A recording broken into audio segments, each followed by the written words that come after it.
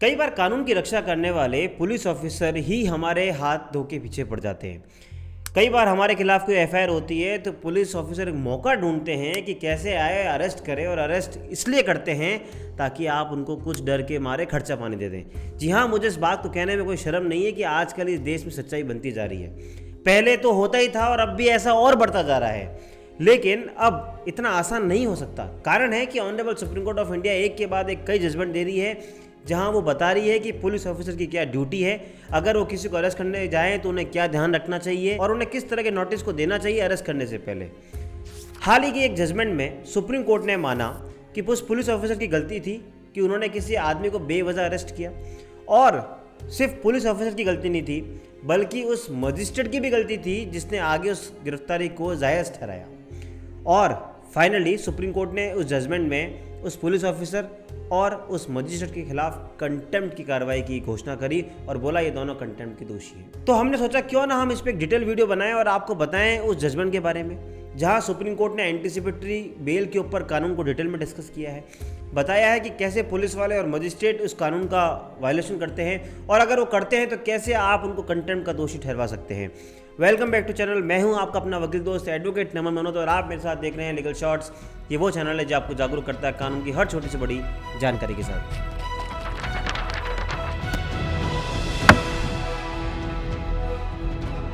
तो दोस्तों, आज हम बात कर रहे हैं सुप्रीम कोर्ट के रिसेंट में दिए गए लैंडमार्क जजमेंट तुषार भाई वर्सेस कमल दयानी के बारे में। नीचे लिंक दे रहा हूं, आप चाहे तो उस लिंक पे जाके पूरा जजमेंट भी पढ़ सकते हैं। इस जजमेंट के हम पहले फैक्ट्स जान लेते हैं। इस केस में एक आरोपी के खिलाफ एफआईआर दर्ज होती है कि साहब उन्होंने किसी से पैसे लिए और पैसे लेने के बदले उन्हें किसी को शॉप देनी थी, लेकिन उन्होंने शॉप नहीं दी, तो इस तरह से उन्होंने कंप्लेंट के साथ 406 420 का अपराध घटित किया, यानी उन्होंने चीटिंग करी और ब्रीच ऑफ ट्रस्ट किया। तो इस केस में उनके खिलाफ एक एफआईआर दर्ज हो जाती है। जब एफआईआर दर्ज होती है तो हमको पता है कि हम क्या करते हैं। हमारे पास दो ऑप्शन होते हैं, या तो हम उसको चैलेंज करते हैं हाईकोर्ट के अंदर एफआईआर क्वेश्चनिंग में 482 सीआरपीसी में, या जो बीएनएसएस आया है उसकी रिलेवेंट प्रोविजन में, और हम कहते हैं कि एफआईआर शुड बी क्वेश्ड। और नहीं तो कई बार हमको लगता है कि हमें पुलिस वाले आके गिरफ्तार कर सकते हैं, बेवजह परेशान कर सकते हैं, तो हम लगाते हैं एंटीसिपेटरी बेल, अग्रिम जमानत, जो लगती है 438 सीआरपीसी में, या अगर अभी हम बात करें बीएनएसएस की तो 482 बीएनएसएस में। एंटीसिपेटरी बेल लगाने के लिए आपको पता है कि सबसे पहले आपको आपकी सेशन कोर्ट को अप्रोच करना है। यहाँ पर मजिस्ट्रेट के पास कोई पावर नहीं होती है आपके एंटीसिपेटरी बेल सुनने के लिए, तो आपको अप्रोच करना होता है अपने शहर के जिला न्यायालय सेशन कोर्ट के पास। आप एफआईआर की कॉपी लेके जाते हैं और एक 2-3 पेज की बेल एप्लीकेशन टाइप करते हैं और कहते हैं कि ये मेरे खिलाफ अपराध इन्होंने आरोप लगाया है, मेरा इसमें रोल नहीं है और ये रीज़न है जिस कारण से मुझे बेल दी जानी चाहिए। अगर ट्रायल कोर्ट को लगता है तो आपको बेल देती है। अगर आपको ट्रायल कोर्ट से बेल नहीं मिलती है तो फिर आप अप्रोच करते हैं हाई कोर्ट में, वही 438 सीआरपीसी या फिर 482 बीएनएसएस में। हाई कोर्ट अगर आपको समझ जाए, अगर आपकी बात को समझती है, बेल दे देती है, और अगर हाई कोर्ट करने लगता है बेल नहीं देती तो अल्टीमेटली आप सुप्रीम कोर्ट जाते हैं। एंटीसिपेटरी बेल लगाने के लिए आपके पास एक एफआईआर होनी चाहिए। हालांकि सुप्रीम कोर्ट के तो यहाँ तक भी जजमेंट है जो कहते हैं कि अगर आपके खिलाफ कोई एफआईआर नहीं भी हुई है, आपको सिर्फ अंदेशा भी है, तो भी आप एंटीसिपेटरी बेल मूव कर सकते हैं। अब एंटीसिपेटरी बेल का एक बहुत सेटल्ड कानून है कि अगर आपको एंटीसिपेटरी बेल मिल गई, यानी आपको अग्रिम जमानत मिल गई, तो कोई पुलिस वाला आपको हाथ नहीं लगा सकता, क्योंकि एंटीसिपेटरी बेल का मिलने का मतलब ये हुआ कि जब तक आपकी ट्रायल चलेगी तब तक कोई आपको परेशान नहीं कर सकता। अगर ट्रायल में कन्विक्शन है तो फिर एक अलग बात है, लेकिन ये बात आज भी देश के कई पुलिस ऑफिसर नहीं समझते। इनफैक्ट देश के मजिस्ट्रेट भी नहीं समझ सकते, विद ड्यू रिस्पेक्ट, लेकिन this is the sorry state of affairs. अब इस जजमेंट में क्या होता है, जब एफआईआर दर्ज होती है वो बेल लगाते हैं, सेशन कोर्ट बेल खर्च करते हैं, हाई कोर्ट जाते हैं, हाई कोर्ट में भी बेल नहीं मिलती, अल्टीमेटली वो सुप्रीम कोर्ट पहुंचते हैं। सुप्रीम कोर्ट उन्हें एंटीसिपेटरी बेल का लाभ दे देती है उस एक्यूज को, और कहती है कि आप ठीक है, आपको जो भी है आप पुलिस के पास जाइए, इन्वेस्टिगेशन ज्वाइन करिए, जो भी आपको अनुसंधान में आपसे बयान मांगे, जो भी आपसे एक रिक्वेस्ट करे आप उसको फॉलो कीजिए, लेकिन आपको हम एंटीसिपेटरी बेल का लाभ दे रहे हैं, यानी पुलिस आपको अरेस्ट नहीं कर सकती। अब वो एक्यूज यानी जिसको एंटीसिपेटरी बेल का लाभ मिला होता है, उसके दिमाग में एक ही बात है कि मुझे आज की तारीख में 438 सीआरपीसी का यानी अग्रिम जमानत का लाभ मिल चुका है, तो फिर मुझे चिंता की बात नहीं है। तो वो सुप्रीम कोर्ट के ऑर्डर को फॉलो करते हुए जाते हैं नीचे पुलिस ऑफिसर के पास, जो इन्वेस्टिगेशन ऑफिसर होते हैं। कहते हैं कि सर मुझे एंटीसिपेटरी बेल है, मुझे अनुसंधान में सहयोग करने को बोला है, मैं आपके पास आ गया हूँ, अब आप बताइए आपको मुझसे क्या अनुसंधान करना है। 2-3 बार उनको बुलाते हैं, वो बयान देने जाते हैं, बयान दे देते हैं, लेकिन वो इन्वेस्टिगेशन ऑफिसर उनको एक नोटिस इशू करता है।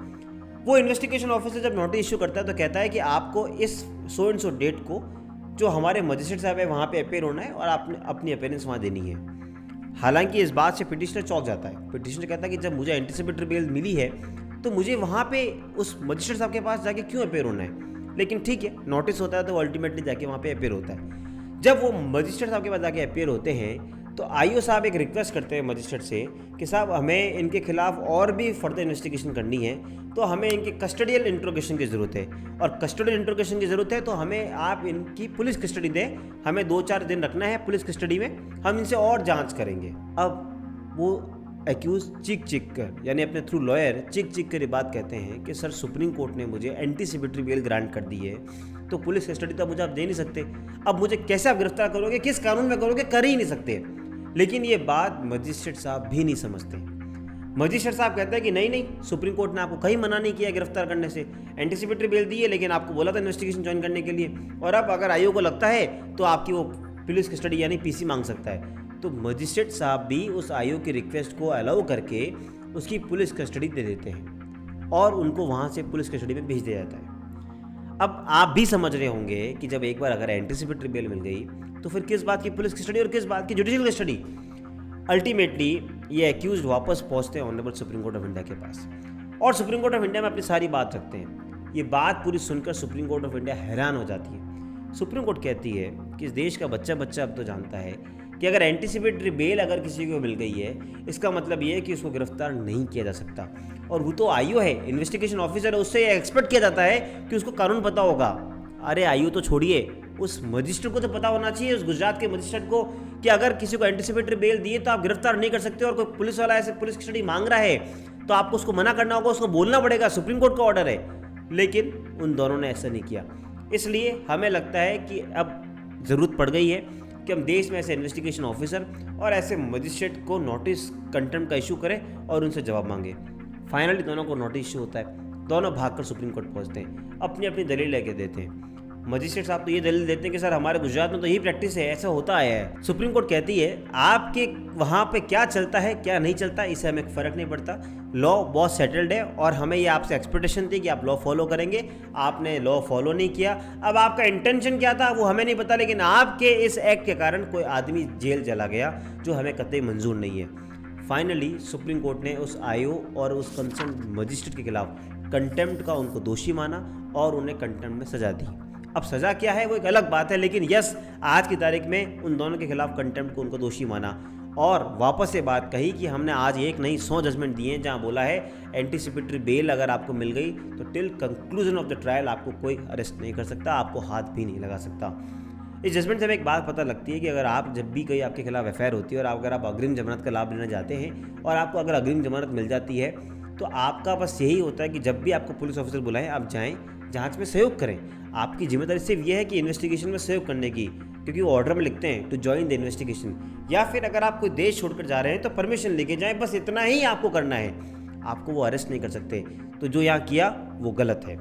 तो अब सुप्रीम कोर्ट ने ये क्लियर कर दिया कि अगर कोई ऐसा करे तो आपके खिलाफ कंटेम्प्ट का केस लगा सकते हैं। ऐसा कंटेम्प्ट के केस एक नहीं कई सारे केसेस में हो रहे हैं। हम देखते हैं अनिश कुमार के जजमेंट में सुप्रीम कोर्ट कहती है कि अगर 7 साल तक की सज़ा है तो आपको 41A का नोटिस देना पड़ेगा, लेकिन नहीं देते हैं पुलिस वाले। तो अगर उसमें भी नहीं दें तो आप उनके खिलाफ अपने हाई कोर्ट में कंटेम्प्ट पिटीशन लगा सकते हैं। Section 12 of contempt of court act में पिटीशन लगती है, आप चाहेंगे उस पर डिटेल वीडियो बना सकते हैं हम।